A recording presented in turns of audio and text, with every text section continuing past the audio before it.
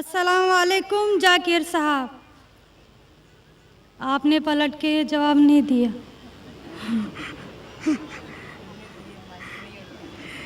जी, मेरा नाम रेणुका है। वालेकुम अस्सलाम वरहमतुल्लाहि वबरकातुहू। जी सर, मेरा नाम रेणुका है और मैं एक महाराष्ट्रियन परिवार से हूँ।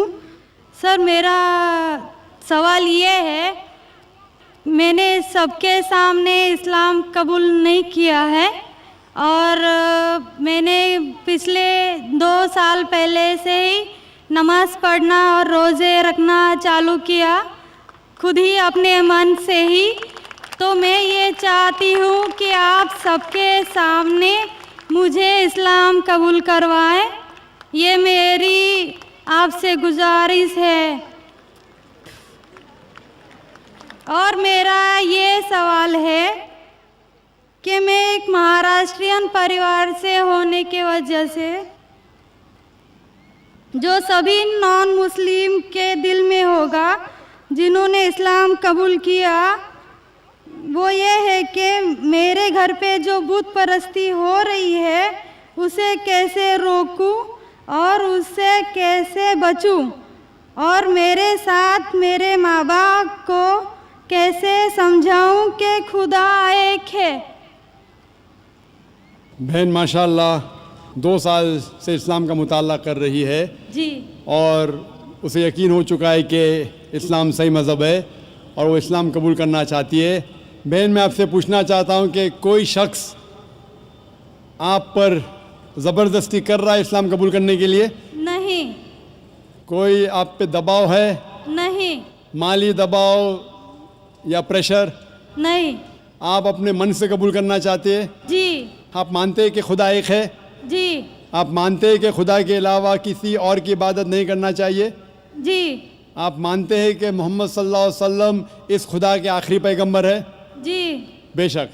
और आप चाहते हैं कि सारे लोग के सामने आप कबूल करें? इंशाअल्लाह मैं अरबी में कहूँगा और आप उसको दोहराइए। जी। अशहदु अशहदु अल्लाह अल्लाह इलाहा इलाहा इल्लल्लाह इल्लल्लाह व अशहदु व अशहदु अन्ना अन्ना मुहम्मदन मुहम्मदन अब्दुहु अब्दुहु व रसूलुहु। व रसूलुहु। मैं गवाही देती हूँ मैं गवाही देती हूँ कि अल्लाह के अलावा कोई माबूद नहीं और मोहम्मद सल्लल्लाहु अलैहि वसल्लम उसके बंदे और रसूल है। माशाअल्लाह, आप मुस्लिम हो चुके। जी, शुक्रिया। अल्लाह आपको जज़ाए खैर दे। और मैं कहूँगा कि मजमा कितने लोग हैं पता नहीं, 1 लाख से ज़्यादा लगते हैं। मैं कहूँगा कि सारे सामाइन से कि आपके लिए दुआ करें और अल्लाह आपके जद्दोजहद को कबूल फरमाएं। आपका सवाल था कि आप किस तरीके से आपके घर वालों को, आपके वालिदैन, आपके वालिद वालदा को किस तरीके से इस्लाम की दावत दे और किस तरीके से ये साबित करे कि खुदा एक है।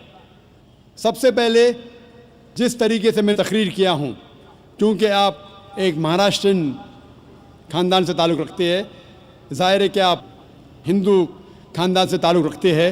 आप अगर मेरी कैसेट सुनेंगे, similarities between Islam and Hinduism, इस्लाम और हिंदू धर्म में यकसानियत, मैं कहूँगा वॉलंटियर से कि मेरी तरफ से आपको एक तोहफ़ा दे। आप उस DVD को देखिए और वो DVD का मुताला करने के बाद आपके वालिदैन, आपके घर वालों से ये कहो कि आप जो यकसा है हिंदुइज़म और इस्लाम में, उसके ऊपर कम से कम अमल करो और इंशाअल्लाह अल्लाह सुब्हानहू व तआला आपके घर वालों को हिदायत देगा। मेरी ये आपसे इल्तिजा है कि आप जब इस्लाम कबूल करती है, उसके बाद आपके घर वालों को एहसास दिलाओ कि आप और बेहतर इंसान बन चुकी है।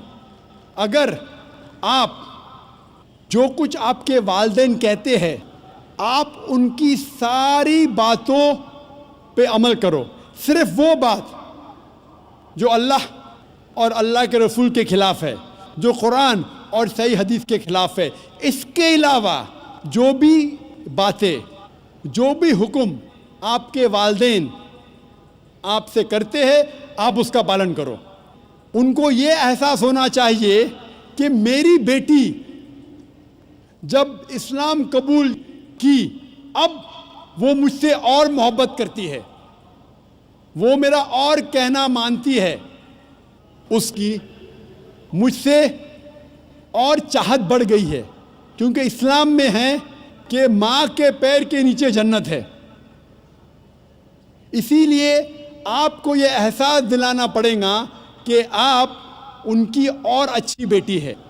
صرف وہ چیز، جو چند چیزیں جو وہ کہتے ہیں قرآن اور صحیح حدیث کے خلاف ہے، وہ چھوڑ کے آپ ان کی ساری باتوں پہ عمل کرو، چاہے آپ کو مشکل ہو. مثال کے طور پہ آپ کو پسند ہے پیلا پہننا، وہ کہتے ہیں نیلا پہنو، تو آپ نیلا پہنو، کیونکہ نیلا پہننا اسلام میں حرام نہیں ہے.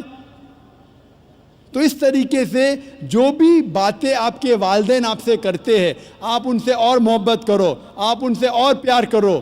اس طریقے سے انہیں احساس ہونا چاہیے کہ یہ نیا دھرم، یہ نیا مذہب جس میں آپ داخل ہوئے، وہ کہتا ہے کہ اپنے والدین کا خیال رکھو. جس طریقے سے قرآن مجید میں فرمایا سورہ اسراء میں چیپٹر نمبر 17 میں 17 میں آیت نمبر 23 اور 24 میں کہ اللہ سبحانہ و تعالیٰ کی عبادت کے بعد آپ کو اپنی والدین سے محبت کرنا چاہیے. اور اگر دونوں میں سے ایک یا دونوں والدین اگر ضعیف ہو جائے